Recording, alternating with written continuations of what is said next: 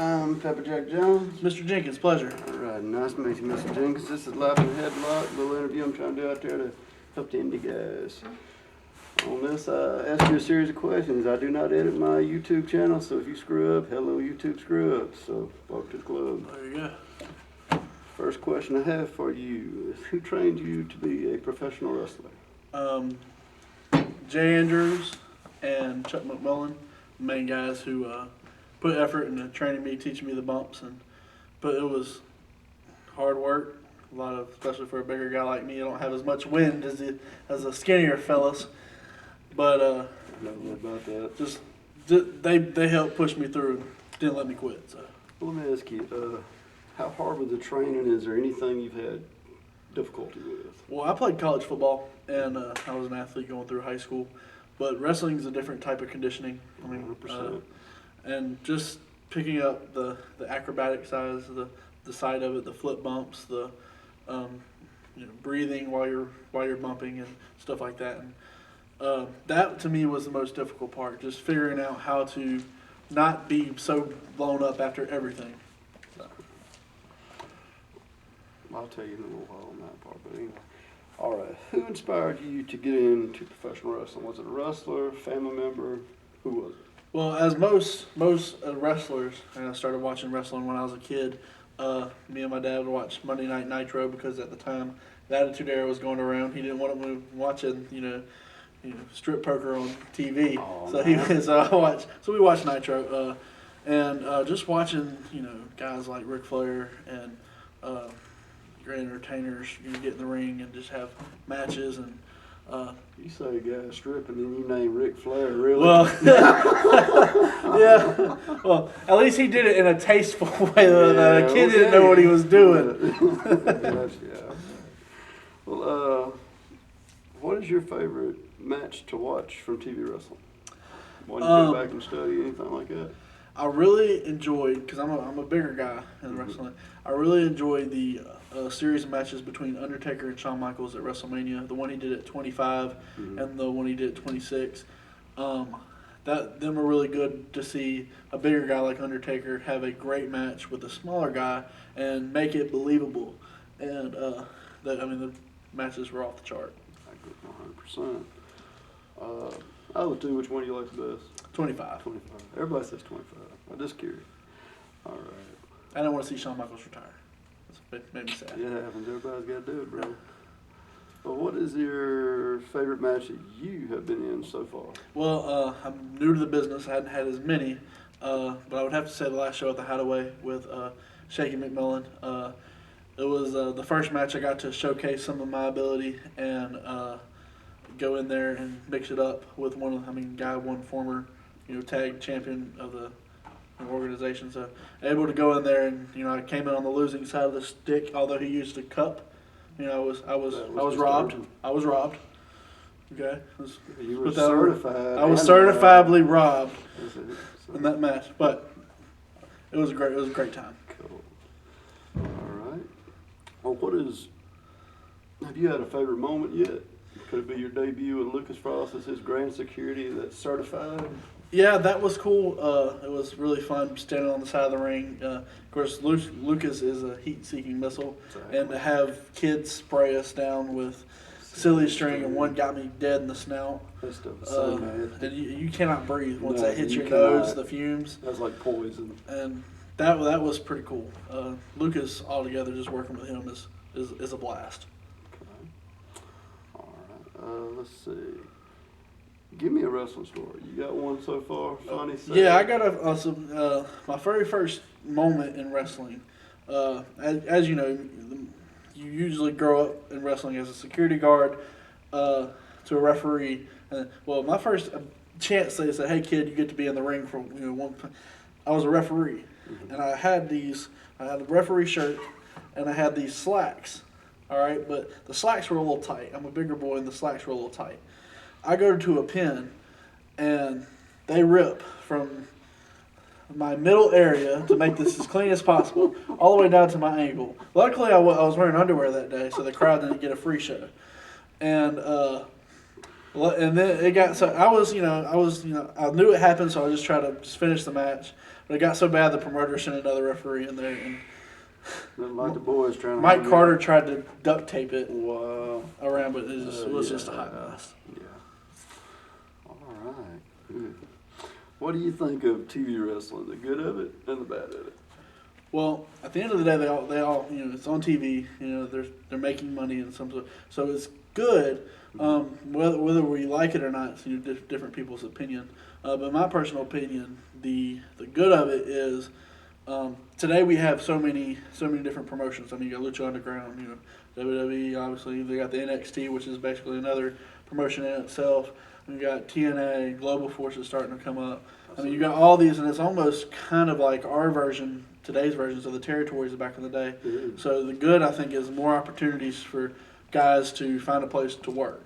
So that's the good. The bad, in some promotions, I disagree with not getting the young guys a chance. Like, for instance, in my opinion, WWE right now, they got a lot of young guys that I believe if they gave the right push and give them the ball like they gave Stone Cold or Bret Hart, Shawn Michaels back in the day, then they gave them the ball and they ran with it. I think it's if they give the ball to Kevin Owens, a Cesaro, or someone young that doesn't get that push, I think we would see them succeed. So that's the only critique I have. Some people a little bit of a ball hog sometimes. Yes, some people are. All right. If you could wrestle one wrestler from any company, anytime you got to DeLorean, you're going to be in the main event, going back in time where you go and you don't need wheels, but you are the booker. So what's the booking match? For me, it's tough. There's a lot of people I would like to wrestle with, but one for sure I would like to just be under learning tree is Undertaker. Undertaker had, just the way he evolved from his career back in his WCW days, or his, before he was me, Mark. I go back and look as a big guy. I try to go look, because he was very ahead of his time back then with doing some of the things he does, and the way he took a character and evolved it the way he did. Just to be on the one night, to be on the learning tree under him, that would be great. He was the Twin Towers. Yes. It was so hokey, but it was good. All right. Well, what's your favorite company to wrestle for and why? Pro Wrestling Ego.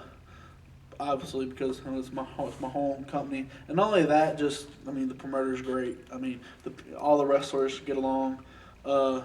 It's a really good promotion. We do, everyone I know for sure gives their 100% best to put on the best show possible, and we're always looking to improve.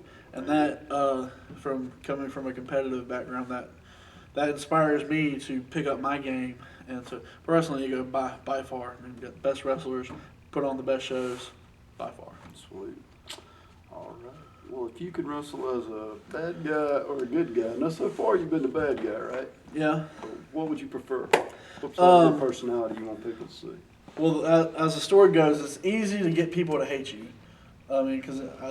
But it's hard to get people to like you. I enjoy right now making people mad at me. That is really fun. You're pretty good at it. I really like ticking people off. I try to do it with my wife, man. I practice on her. I try to get her ticked off about once every day. It works. By wearing Daisy Dukes while passing out flyers. Yeah, kids, But the challenge of being a face and getting over with the crowd is very challenging. I'm a guy who likes a challenge.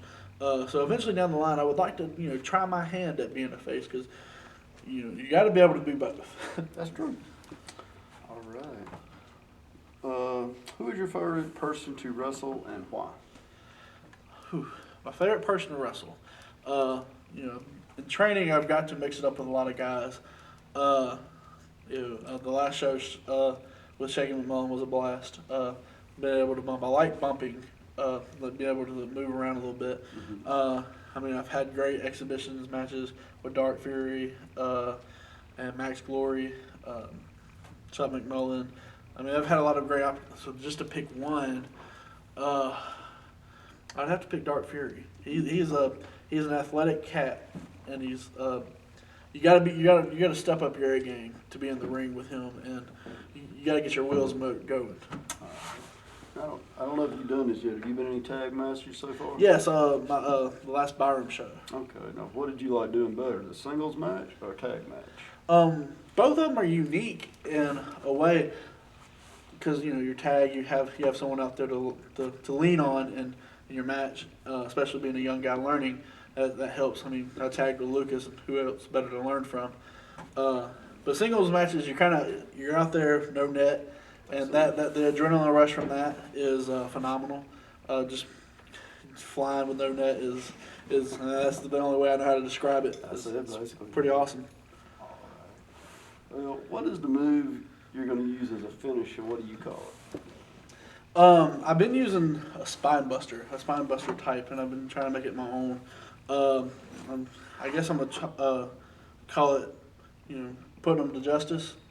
Because security, I protect Lucas Frost. He pays me many shekels to protect him. Sweet. So anyone who tries to touch Mr. Lucas Frost, I'm gonna put them to. And Wendy's dollar menu all day. Right there. Anybody that tries to touch Lucas Frost, I'm gonna put them to justice with a spine buster.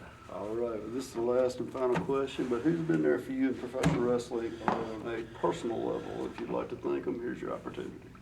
Well, there's a few guys I would like to thank.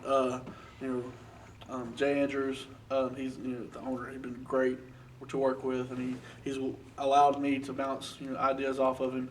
It's not something where I feel comfortable going to him, bouncing off ideas. Not only that, my training partners. I mean, I train with guys like Max Glory, Dark Fury, the McMullins, Chuck especially.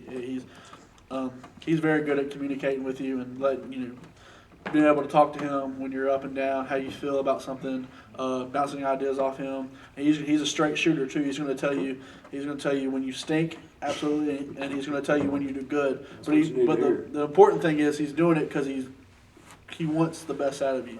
So those guys especially. Well, brother, I call this life a headlock. It's like can be like a headlock, real tight, real loose, and you work it around. How you got your life rolling right now? Well, I got a very thick neck, so it's mainly it's really tight when someone gets me in a headlock. But that's what I have to say. I got a pretty thick neck. Sweet. Well, thank you, brother. My You pleasure. Take it easy. Look forward to seeing you in the future. Work hard on them skills. Puff. Just gotta get that breathing down. There you go, bro. Like having a kid. I don't want to picture that. Hell.